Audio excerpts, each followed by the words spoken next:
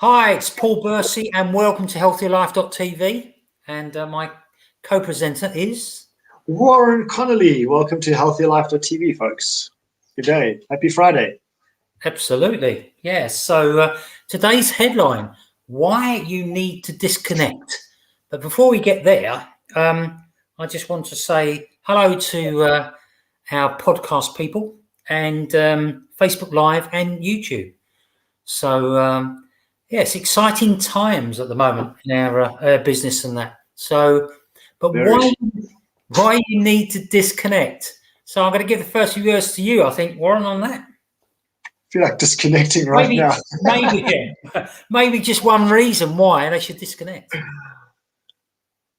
To help ease the pressure of this thing over here above our shoulders. To take some pressure off the head, off the brain. Just let the body diffuse a little bit. Yeah, absolutely. Yeah.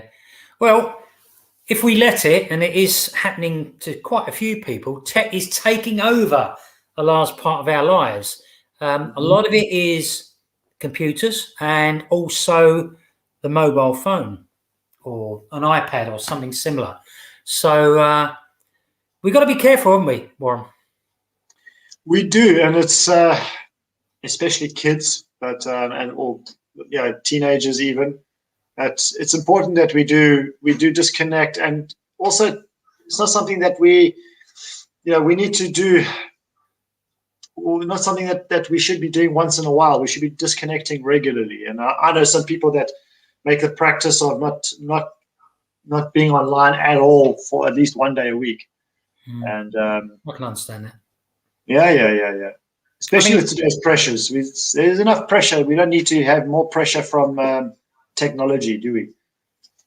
Oh, no, definitely not. I mean, I think I'm right in saying that the book, The 4-Hour Work Week, was built on the premise of disconnecting most of the time. Okay. I mean, I had it. I think I still got it. I haven't read it. Sometimes you get a book and you can't get into it. I think that was the case with that, and I don't know where I've put it now, but I'm sure I'll find it at some stage, and I will read it. The fact that you brought it up, maybe that's your subconscious trying to tell you that. Yeah, it could be, couldn't it? It could be my subconscious saying, you've got to disconnect. But the bottom line is it can be damaging to you, the individual, as well as us as well, all the same, because it sucks your precious time away, especially tech, okay? And people can also be help. You want to disconnect from people sometimes as well. Yeah. Obviously, not your other half, Warren. But I don't think that hurts either. That doesn't really hurt either. I'm only joking. Yeah. But we all need a little bit of time on our own, as they say. But people in general can be toxic, right? They can be draining. Especially if they're drama queens and always not really, I suppose, not living their life in the best way they can, But people can be time suckers as well. Really is it so easy. Not only have you got the wonders of Facebook and things like that and Instagram that you start, it's like this big rabbit hole, isn't it? You go down. And you can keep it especially today, because you have, even on Facebook, I mean, if you go click onto Facebook, you've got, now they've made it so easy to get caught in the trap of being on Facebook. If you just click on your Facebook page on your browser now, and you will have a separate page for groups and videos and all this kind of stuff. So now you can just look, and you can literally get caught in that, as you say, that rabbit hole, and it's just so easy to get sucked in by all of that. Oh, absolutely. I mean, but for me, it's about rejuvenation. All right, it's about protection as well. Protection of your brain, protection of your relationships, protection of everything, really. Because I can honestly sit on a computer 16 hours a day, won't bother me in the slightest, and I know that I have to break away. So for me, I should schedule it. Okay. Because it depends, doesn't it? It depends what type of person you are. Because some people will need to schedule it. Some people just know that after an hour, maybe two, I've got to have a break for a little while, you know. Yeah. But for some of us, we need that the teacher in the corner with a cane to say, Well, this is time for your disconnect now. Yeah. Yeah, with some people like that have obsessive compulsive behaviors, Yeah. that's very dangerous for them. Mm-hmm. And not just social media or technology in general, but in life and their habits and their practices is some people cannot disconnect from their other half because they have an obsessive compulsive disorder or behavior pattern. So they can't disconnect, from people even. And as you said, many people are toxic. Many people are, they don't mean to be toxic, but they are energy sappers, energy vampires. And it can be very, very draining on our energy, very draining on our ability to function ourselves properly. Because I'll give you a classic example. When I used to do a lot of personal training in the past, and I'd basically be moving from one client to the next, I would be drained by the end of the day. I really would. And come the evening, I just didn't want to talk to anybody because I'd been talking with people all day long, dealing with people's issues, their drama, their secrets, their this, their that. And then on top of that, I would be managing other people as well, other trainers and their dramas. And personal trainers can be big drama queens. All right. Oh yeah, personal trainers. And it's because they centered, and many of them, not all, but many personal trainers are centered around ego. So they can be big drama queens. But besides that, away from that, you want to literally just be able to take yourself out of the picture, out of your environment from time to time, and disconnect from that as well, because your environment alone can also be an energy sapper. Mm-hmm. Right? And a little teaching point for you, a little point of lesson here for folks to take on board is become familiar with the signals your body is giving you. Okay. Now, Paul and I were having a conversation just prior to the podcast. I'd had a coaching session. I cooked, I ate, I went to a personal training session. I came home. I was busy doing dishes and stuff like that. So I was active, I was busy. And then by the time we sat down, and I sat down in front of the computer to do this podcast, I just felt like heavy energy on me. That's because you're coming down from it. Well, yeah, I'm settling, but it's also because I've been dealing with other people, and on top of that, I've been cooking, I've been eating. So there's all this energy that's moving around, and this is the whole thing: is we are energetic beings, okay? Without being esoteric and philosophical, we are energetic beings. Bottom line, okay? So if you go from a cellular level, from a deep cellular level, there's only energy. If you go to an atomic level, it's energy. And anything above and beyond that, bigger than that, is energy. So we need to clean our energy from time to time. So all I did was I just said to Paul, just excuse me, I got 6 minutes before the podcast starts. I quickly rushed off. I soaked my head in water in the shower, and I just rinsed. I cleaned my energy. I just cleaned my aura, cleaned my energy off, and I feel much better about it now for it. I feel so much better for it. And this is a little tip for you: is listen to your body. When your body feels tired, then you know something needs to change. Either step away from the computer, put the phone down, walk out the room, change your environment, do something that is going to shift your energy levels, and then that's going to help you to disconnect as well. Absolutely, yeah. So there's one thing that we can do about it. I mean, should we be controlling how much time we spend on the computers? What would you suggest? Definitely not 16 hours a day. Well, no, but look again. It's quite rare, but I mean, it's possible. I'm not talking about you specifically, but you said you gave that number, and I mean, you look at IT individuals, or I have a client that he's online a lot because that's the business that he's in. Okay, so he does online poker. All right, and he can be on in front of the computer all night straight through to the next morning. If he gets towards the winners table, the last table for the night, for the competition, he can be online for who knows how long. And you definitely don't want to be in that. As you want to stay away from that as much as you possibly can, being online. So I would say, for the sake of your eyes, your brain, and that, I would say maybe be on the computer for no more than 2 hours at a time, if possible. And it's the same for a movie. Just think of yourself when you watch a movie. Sometimes you come out of a movie and you feel exhausted because you've been watching a movie. And that's because you've been shot so many times.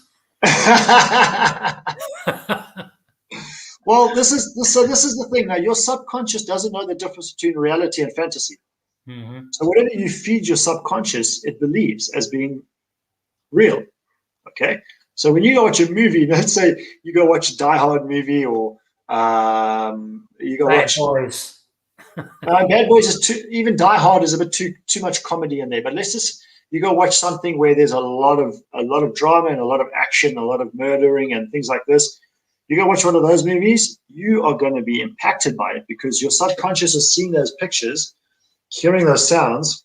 Your eyes are, okay, your ears are, and then your subconscious reads that as being a real scenario. So you need to be able to teach your subconscious or teach yourself to say, just to revert that feedback, that information. But if you touch into that. Notice, just think about, even if you're at home now, I mean, I think cinemas all over the world are still probably closed. So if you're watching a movie at home, just if you watch an action movie or a drama or something like that, just think about how you feel afterwards, because it's sapping your energy. It's making you tired because, as you said, you've been shot a lot of times. So, Yeah. No, it's look, I've always taken plenty of breaks, and I make sure that as much as possible there's natural light and fresh air involved. So when I said 16 hours, I didn't say I'd really go 16 hours without a break, but 16 hours is still too long during the day anyway, regardless of how many breaks you take. That's my view. But it's all about, for me, it's all about energy renewal. I look to these breaks top you back up. That's the way I look at it. It's a bit like topping up with water in your windscreen, or if it's a little bit low on your radiator. In the car. You're topping things up to make sure that they run smoothly. I mean, as human beings, it's a natural function when you focus, but your focus will start to waver if you don't have a break, and that's crucial for me. It must be for a lot of other people as well. So, and I mean, and science has proven that you're looking at a 20 to 40 minute window there. Yeah. In terms of absolute focus, you even for adults, we cannot focus for much longer than 40 minutes at a time. Properly focused. That's right. Yeah. Yeah. But so. I think I think that the other thing is I don't have any hard and fast rules about text and email. Depending on how I feel. If I feel on top of my game, which is most of the time, then I'm not a great one to get in depth on them. I just look at them, go quick scan, nothing important, leave it till later. Yes. And that's what I do. I won't get involved. I prefer to do my main task for the day first, and then deal with all those types of things afterwards. There's no, but look, disconnecting is important. I mean, even when I was training as an athlete, you didn't necessarily need to disconnect because you had a training session in the morning and a training session in the afternoon. So it really wasn't very taxing at all on the mind. The rest of the time you were eating and sleeping. Eating, sleeping, talking, getting ready to go down the pub. I don't know, So, but as an athlete, you're getting ready to go down to the pub. You can go and have a pint. or two. No, Yeah. no. I would always go and have a pint. It's nice. Pint of ale is good for you. So That's good. Pulling that. yeah. So anyway, so if you focus and you're focusing a lot, because some people, it depends what job you do. It really does. I mean, it must be really interesting if you're a surgeon and you're doing a long surgery. That's why they have more than one doctor. Yeah. I don't know how many doctors they have there, but I would imagine 2 or 3, maybe. Yeah. Yeah, I'm getting a bit tired. Can you take over? I don't actually mean that, but they'll finish one particular job and they say, well, can you finish up with that? And I imagine that's the time when you've got to be razor sharp with your focus, and I think surgeons in particular are, and military personnel, surgeons. I think they're an exception to the rule in many cases. They have an ability, an innate ability. I believe that in order to be able to stay focused for extended periods of times, and then they train and condition themselves that way as well.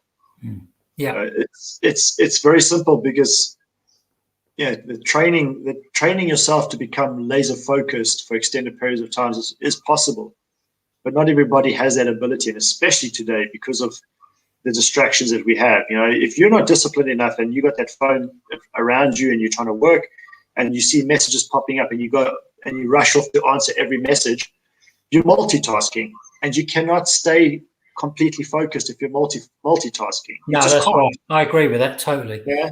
So if you, like what you say, if you're doing it check every 20 minutes or half an hour, that's fine, because then you're moving from one to the next. And try not to make it too rigid, because you've got to, as I say, I remember going to, I'm one of these people that falls asleep in cinemas, normally due to the heat, because it's, for some reason, it just gets hot in cinemas. And also when I go to big business meetings, you go to a big... like a big... The ones that are on all day, Yeah. I used to have periods of time when I was falling asleep. So that happened with me at a Brian Tracy seminar. I went with Andrea and we were in Dubai and we went to go see Brian. Now, a client of mine, he brought Brian Tracy over, a client of mine at the time, he brought Brian Tracy over to Dubai. For those of you folks who don't know who Brian Tracy is, go look him up. He's written countless books on business and whatnot, and he's an amazing man and trainer. I had the privilege of having lunch with the man, but we were sitting near the front because it was my client's client. We were sitting near the front of the training, and I was like, no, not that it was boring, but it was the heat. It was the heat in the room. The sun was coming through from the one side, through the windows and the doors. And I just felt, I'm one of those people that if I do sit for too long, I'm going to fall asleep like you. Same as me. Yeah. So I just start going into that slumber. It does matter what the temperature is, but and I remember someone, I can't remember who it was. I mean, it was years ago. He said, "Focus," and the other thing he said was reset. Who's that? Everyone get up and stand up and move around in the middle of it talking, and you got me thinking now. I remember. I mean, I know who the focus one was, but you wouldn't know him. So, but yeah, I mean, look, it's all about taking breaks regularly. I think sometimes people forget that when they're trainers, and they keep going on and on and on, and you're wilting. We're not wilting, but you want a little break for a few minutes, just to jump up and go to the loo or have a quick drink or whatever, have a little walk round, and but when you're working though, you've got to know when to walk away. True. Press that red button, the reset button. You've got to do it, because it will improve everything that you're doing. Because we all are liable to be overloaded at some stage, stressed. I don't suffer from stress, but overloaded, overwhelmed a bit sometimes. Always being on the go, and it takes its toll. It will take its toll if you don't watch what you're doing. So, because things sometimes can be constant, you know. And So a little tip there as well, which is something that Andrea started to implement into her daily routine is, and there's something that I've spoken about previously, but I don't do it yet, is having a timer on your phone. So you put a timer on your phone. Okay, yeah, and it's like a timer. So when or stopwatch or timer, yeah. So when that timer goes off, you get up and you walk away. You know, you don't leave the timer beeping. No, that's fine. You just get up and you walk away. And if you do it for 20 minute, 10-minute intervals, 20 minutes on, 10 minutes refresh, 20 minutes on, whatever that looks like, 30 minutes, 10 minutes, however you need to structure that for yourself based on what you're doing. That's a great tool. That's a tool that's absolutely, yeah. Anything you can do to keep yourself sharp. True. Yes. And I think it's very, very important. Some people think the only way to disconnect is have a digital detox. Now, it's a bit over the top to say, well, I'm not going to go on the computer for a week. If that's what you want to do, that's great, by the way. But I'm just saying, you don't need to do that. Just make sure you're on an island somewhere by the beach, because otherwise. Now we talk about holidays, so don't. That's a good enough reason. Please don't go down that route where we can't travel yet. Right? But look, it's not a bad idea to have a digital detox, but just you don't have to go berserk. Same with the mobile phone. Things like if you're having a family dinner, all mobile phones are out the way. All right, that's just one little step you can take. Small amounts of time, small amounts of disconnect. That's all you need to do to make a huge difference in your effectiveness and efficiency. So, and especially before you go to bed at night, you got to. If it's at all possible, disconnect like an hour before you go to sleep. And especially for kids, we're at fault with that as well. We allow our daughter to watch a little bit too close to bedtime. Not always. And I'm trying to be more disciplined in that as well with her, because I see the difference. And children are great examples to use, because they are expressing exactly what we want to avoid when there's something wrong going on. And what I mean by that is, like, if Laura's been watching something, she's been watching a movie or something, and it's too close to bedtime, or she's been on the tablet playing games and it's too close to bedtime, trying to get her to sleep is a nightmare, because her brain is fizzing at that time. Her brain is getting like this. So and for us adults as well, we develop what's the word I'm looking for? What's another word? Filters. What's that? Filters. Filters. Yeah, you could say filters. Yeah, we develop ways to negate that feedback that we're getting from our body. Whereas kids don't have that ability, so to speak. So they're just expressing exactly what's going on inside their bodies. And we, unfortunately, we kind of counteract that by whatever filters we develop and we use and we come up with for ourselves. And those filters are also excuses. So it's so important to just literally disconnect before bedtime. Give your brain that ability to slow down, so that when you do put your head on the pillow, you're able to go, rather than lie there counting sheep for 5 hours, or tossing and turning. I remember doing that when I was in the police. You come home from having a very long day. With you can have a few breaks, but not that many, and your head would be absolutely buzzing, And as I say, and you had to sit down. You had to sit down and to watch a little bit of television just to come down. That's how much. Yeah. But once you get a bit of the telly, then you'd be laying in bed going, looking round. When's it going to end?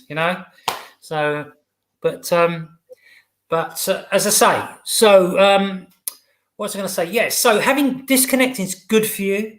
It's healthy. It makes sense. It's logical. All right. Apart from anything else, So apart from that, what I'm saying, being more effective and more efficient when you come back, and it will energize you having a disconnect. Oh yeah. And that's the most important thing, because at the end of the day, we don't want to be fatigued. We want to keep our energy levels at a reasonably high level so that we can come and go, slip back in, and play at a high level. Depends on who you are and what you do, of course. But I think so as well. And some people they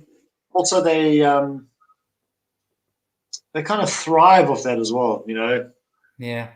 It's they thrive off the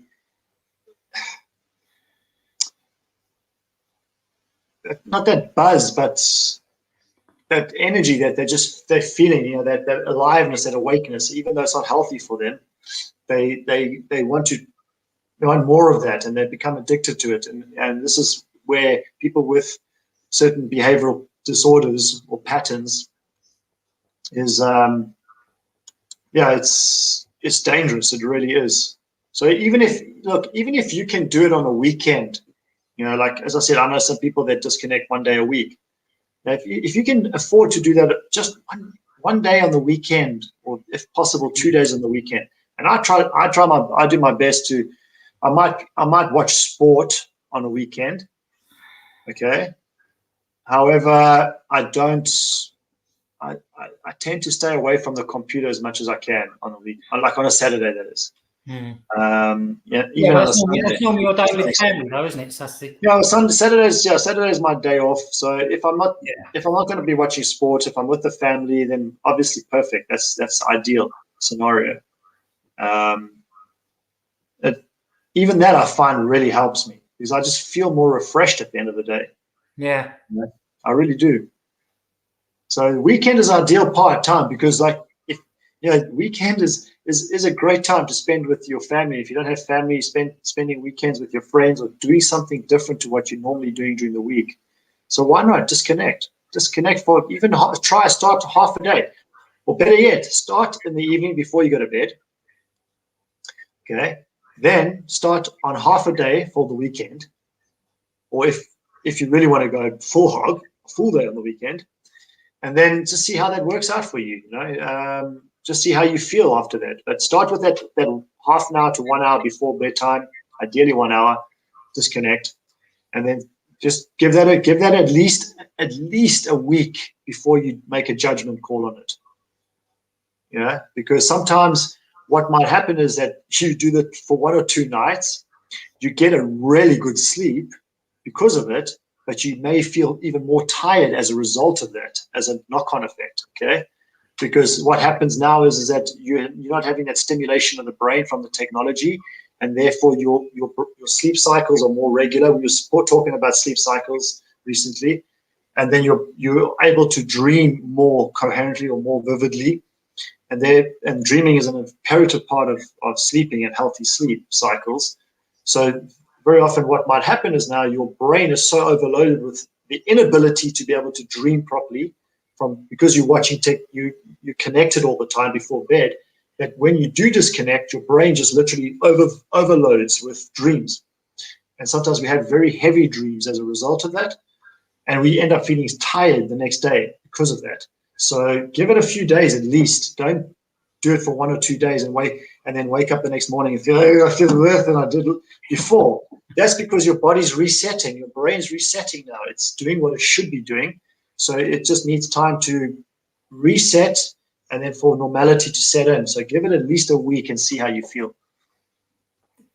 Yeah, so I mean, look, the medium disconnect is building a business. Sorry, I don't know what happened there. Anyway, so you threw me off there. No, yeah, the medium disconnect is obviously your sleep you have every night, and I think it's one of nature's way of creating the disconnect, and I think it's your slumber time is vital, and I think it's the time when you recharge the best. You can have a day off, and that's the big disconnect, but just as important as the big and the medium disconnects are these little ones you have during the day. So mix and match them. You know, make sure you get plenty of breaks, whatever you're doing, because we all need to recharge. You know, and I think that's so important. But and because the other thing is, I mean, apart from having this daily reboot, you know, whether it's the day, you know, the 8 hours for sleep or 7 hours or whatever it is you have, or the little breaks during the day, but you've got to have these little daily reboots, you know, because they lower stress. And I think it's, again, it's very important that you do that. Now, you may be someone that doesn't suffer from stress. Well, that's fantastic. You still have the breaks, though. Okay, you want to stay that healthy side, because you never know, it may build up to the point where eventually you are suffering from stress. Yeah, absolutely. I mean, because you don't now, you won't in the future. If you keep with the same bad habits, it can build up. It's the same like your health in general. You keep eating rubbish, eventually you're going to get sick. You may not be, you may not be sick today or tomorrow, but eventually you'll get sick. Yeah. Well, just finish off with the sleep bit. I mean, it's the fact it's not sleep; it's high quality sleep you want. Yeah. Right, which means you have to know a little bit about it. So, yeah. But okay, so you've also got to remind yourself that you're in control. That's the other thing as well. I mean, there's so many things outside of your control, but there are some things within your control. Right, is how you prepare for bed. You know, the temperature of your room, whether you've got blackened curtains so you're not letting any light in, whether you're not allowing blue light before you go to bed or during the night. Because sometimes I've left phones on that are lighting up during the night because you haven't put it on flight mode. Yeah, so someone messages you the wrong way. So, because you will see that, you won't believe you will see it, but you do, and it disturbs your sleep. Uh-huh. So you control your day, you control the environment, you control your thoughts, you control your actions, you control the electronics, and everything else. So that is why disconnecting properly is crucial. All right? You mentioned something about noticing that light that shines comes up on your phone, and you say that you may think that you won't see it, but you do see it. You do notice it. Mm. Something similar happened to me many years ago when I was still in South Africa, and I woke up one morning, 4 o'clock in the morning. It was still dark, but something woke. I noticed something, and even in my sleep, I noticed something, and I woke up and I saw the lights outside my apartment, and I went outside and it was my car, and my car lights were on, and I noticed that woke me up. Yeah. And that was down. I was upstairs. That was downstairs. So it just shows that it can happen from that point of view, from that perspective. Imagine what your phone light is doing to you when you're sleeping and it's sitting right next to you. So put your phone in flight mode, folks. Disconnect. You don't have to have it on. The world's not going to come to an end if you're not connected to the world. It's not going to come to an end. Yeah, now I do take precautions, and I actually not turn the phone off, but I put it on plane mode. Plane mode, yeah. Because I have a couple of people who've got a good habit of phoning me late. Yeah, so I told them exactly what I was doing. Now I can leave it off and they don't phone me. Nudge, nudge, wink, wink. That's called control, by the way. Just thought I'd say that. What's that? That's what you call control. Call control, yeah. Yeah, but you tell them that you're turning it on plane mode, and maybe you don't, maybe you do, but they just don't bother to call you. It's because great. They think that there's no point, right? Yeah. So that's good. So you need to pay attention to all of that. Yes, definitely. You do. So yeah. So be aware. That's the watchword for all that. So awareness is key. Yeah. And again, it's just about being aware and changing things up, keeping things on the boil, as I like to call it, and finding what works for you, and so it could be. I mean, look, having a break could mean having a little dance, maybe listen to a little bit of music, maybe trying to sing, and that will cheese people off, won't it? Especially if you do you sing out of tune? Oh, I'm horrible. I sound like. I have my moments. I've actually been clapped at a karaoke, But on other hands, I remember other times when I've been out of tune. I had stuff thrown at me and booed off stage at a karaoke. What one? At what? I was booed off stage. I had things thrown at me at a karaoke. Oh, that's not good. But I was 17 years old and I was singing at a karaoke, and people were throwing stuff at me and booing me off stage. Were you trying to be George Michael or something there? I actually was. You know, that's why, because all his songs are beautiful type voice, and then there weren't many options left. We're terrible, aren't we? So there weren't many options left to choose from. So I went with the George Michael song because I didn't know any of the other tunes really, and there was nothing else to go with. Everyone had taken all the other good stuff, and I wanted to go with a rock song because my voice is more that way inclined. But yeah, George Michael it was, and it went up on stage. I thought, here's my opportunity to be noticed. It's the end of life as we know it. Yeah. So yeah. Anyway, I think unless you've got anything else you want to say, Warren. No, I think it's time to disconnect. I think it's time to disconnect now. Yeah, I think it's time to disconnect. And people are going clapping now. Yeah. Go enjoy the weekend. We're going. Well Have done. a fantastic weekend. Is there anything else you want to say at all? No, disconnect. Let's go. Okay, right. I'm ending the broadcast now. Have a fantastic weekend. Cheers, everybody. Thanks for listening, and share this message if you feel it's important for somebody that you know and care for.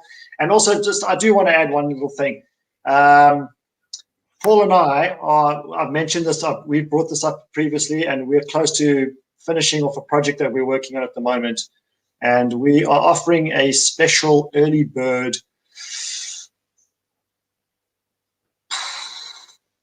package for people, if you will. All right, an early bird.